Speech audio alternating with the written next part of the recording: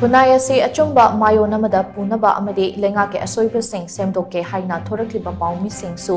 achungba tawbagi hinabi thamgadabani haina All Manipur Working Journalists Union Amzugi President Bijoy Kaktingtabamna appeal tawrakli wafam asi Jiri News Network ki Kunsuba Foundation Day masung anisuba Kekrebam Sanaton Singh Memorial Best Journalist Award in lisingani kunmari lanthokpagi thoramda mahakna phongdokibani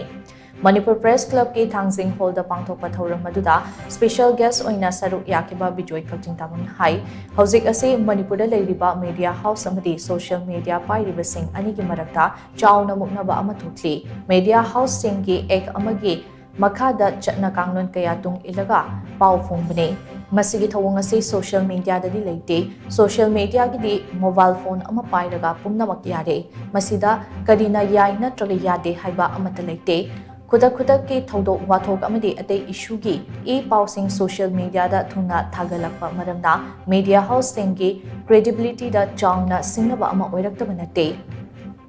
loinana aikhoi ase pau thuna fangdaba amasung marik chumna phongdaba su tahali adubu social media na source oiraga pau phonglubadagi court ka basu yaudaba nate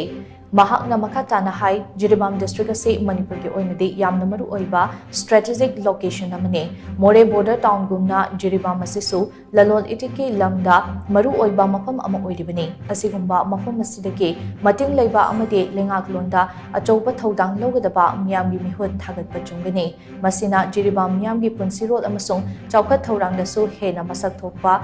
hengani haina Bijoy Kaktingtabamna makata ki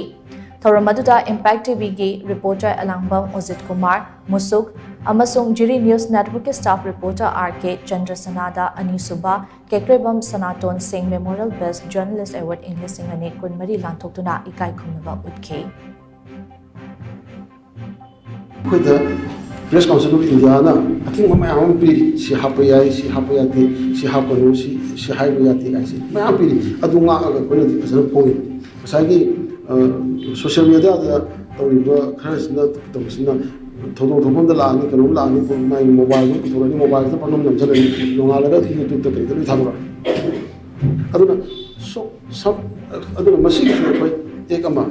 koi am step koi pa ekama thok ta ne khali jan koi ki MJU da ki so man reporting jare si da ki so si sangong na koi kara kan no na jare hai tai ada mo ta koi constitution amendment da digital media state da digital media ki group da YouTube da pau thagali ko kangu si koi kamana hakko da gi si koi structure ni se